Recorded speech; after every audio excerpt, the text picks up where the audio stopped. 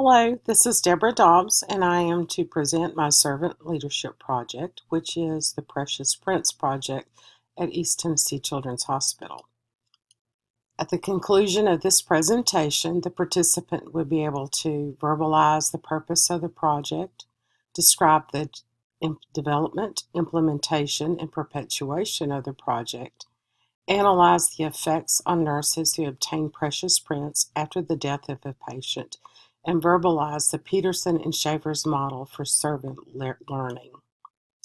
First, we'll talk about the development, implementation, and perpetuation of the project. This project was developed by the University of Tennessee College of Nursing at Knoxville in conjunction with Precious Metal Prints, which is a local business. It was initiated in January of 2012 at East Tennessee Children's Hospital in the Neonatal Intensive Care Unit. In 2013, the service was extended to all areas of the hospital. Precious Prince is where you take a piece of clay in which there is embedded a sterling silver charm, and you take the clay and press it into the finger and get the fingerprint of the child. It's then sent to Precious Metal Prints to where they forge it into a sterling silver charm. That is then sent to the family free of charge. If you would like to learn more about the Precious Prince, please copy and paste this link to the YouTube video that has a interview with a family who's received a Precious Print. UTK was doing fundraisers to provide one print for family, and they did this by selling hot chocolate and sausage biscuits on the streets of the campus. They do one major fundraiser each year, which is Sprint for the Prince. Some frontline staff had given more than one print to a family, which the university could not really afford. So there was some discussion among leadership that a kit could be placed in the gift shop for families to purchase. And we just didn't feel like that went along with their patient family-centered care. So we discussed that possibly we could do this as our fundraiser during Nurses Week.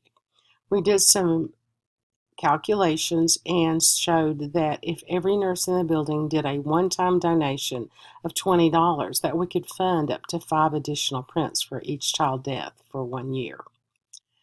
We got the go-ahead from the Engagement Council, and we developed a steering committee with frontline staff, representatives from the Hematology Oncology Unit, the PICU, the NICU, and the ED. These are the units that have the highest mortality rate. One of the representatives clearly demonstrated leadership capabilities, so leadership was given to her, with myself acting as mentor. We did meetings with the UTK faculty leadership for the project and for the Student Nurses Association to establish joint leadership for the project. We'd establish a vision, goals, and objectives, and then we planned fundraising for within the institution. My job was to serve as the leadership liaison, and that includes developing a special account, and I manage that account, pay the bills, make deposits. I worked with finance, administration, marketing, and nursing administration to obtain approvals. I made contact with Precious Metal Prints to obtain the pricing for the kits, and I set up an account. And then I obtained approvals throughout the hospital for the fundraising.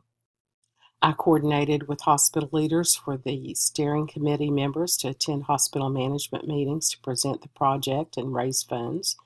And then I capture the monthly mortality rates for reporting to the College of Nursing for their replacement of one kit per patient death. By the end of 2015 Nurses Week, we had surpassed our goal and had raised over $7,000, which would fund kits up to 5 family members of each child that died. Employees from across the hospital donated, from food and nutrition to environmental services to nursing, environmental services and security. Non-direct care employees were the most inspiring.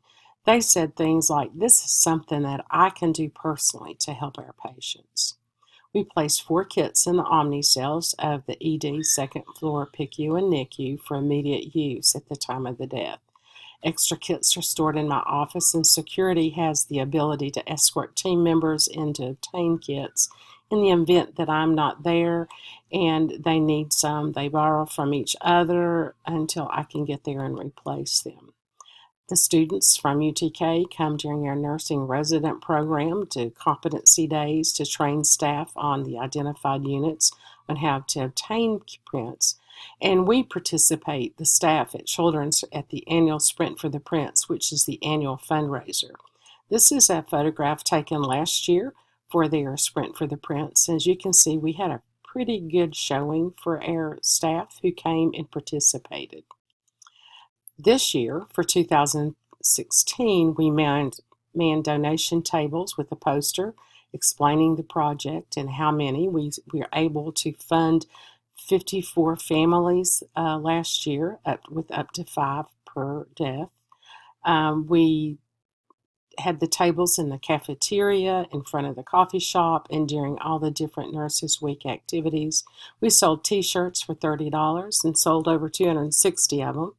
We went to all the management meetings, including administration, nursing leadership, and staff meetings. We put an article on the hospital intranet, and then we were able to raise over $8,000 for 2016. This is a close-up of the t-shirt, which was designed by one of the steering committee members. And then we have, again, a picture of the poster. Last year, we had an ethical dilemma where we had a staff member from the hospital who had a relative out of state, a child, who was in an automobile accident and removal from life support was imminent, and she wanted to use one of the prints.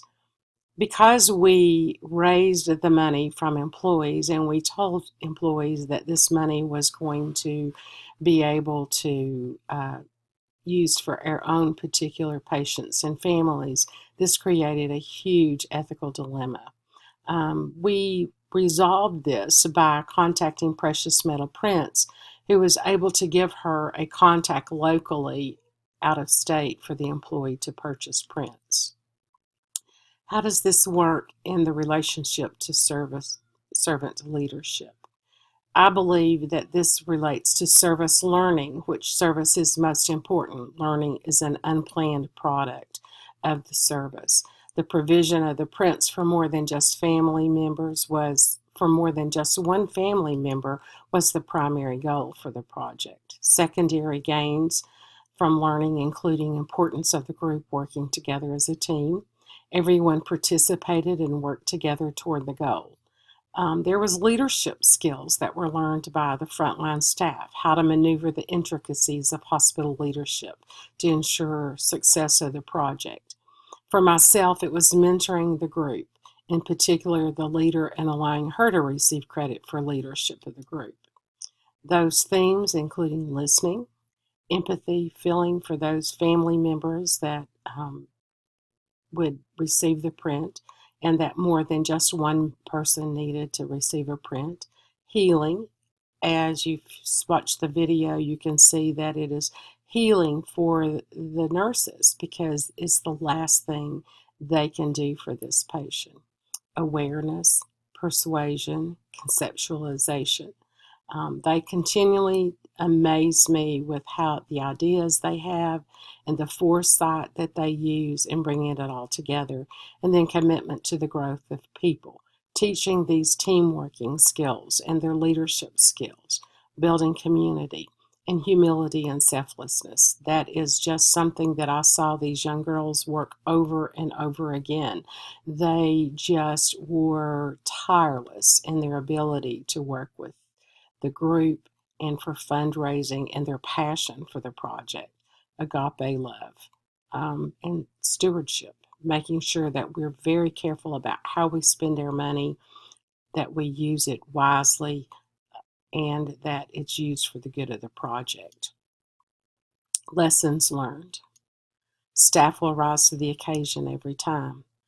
They just need something to believe in, and that leaders are all around us doing many different jobs, and that giving of yourself elevates you to a higher level. The lowest paid of our staff have the most giving heart, It reminded me of the story of the widow's mite that is portrayed in Luke 21, verses 1 through 4. There was a widow who gave all she had, which was a mite, just a tiny, tiny bit of money. And people were saying to Jesus, "Look, shall," making fun of her. "Look, she didn't give anything." And he rebuked them. He said, "You know what? She gave all she had, and that's the most important thing." Servant leader involves being in the background and allowing others to shine, even if you never receive credit. And healing does not always mean that the patient goes to their earthly home. The effects on professional practice and worldview. I will always look for those leaders among us. Staff will always step up to the plate if given an altruistic reason. They will just do what needs to be done. And the world is full of kind and giving people. They give of themselves. It's just amazing to sit around and watch how people just open their purses to be able to give this. People who you wonder if they're going to have the money to pay for their next meal. And that I will always continue to look for ways to serve others. The summary. Precious Prints is a collaboration with the University of Tennessee College of Nursing in Knoxville, Precious Metal Prints, and East Tennessee Children's Hospital. It is funded by University of Tennessee College of Nursing and the staff at Children's Hospital. The steering committee funds additional kits for family members through fundraisers that we do annually during Nurses Week, and this project has taught me that we are surrounded by leaders. Giving of yourself only adds to your personal, spiritual, and professional growth. This is a list of my references that I have used for this. This is the most meaningful work that I think I have ever done. It is just so interesting and loving to be able to see those family members and to know that you have given them a part of their child to take with them forever. Thank you.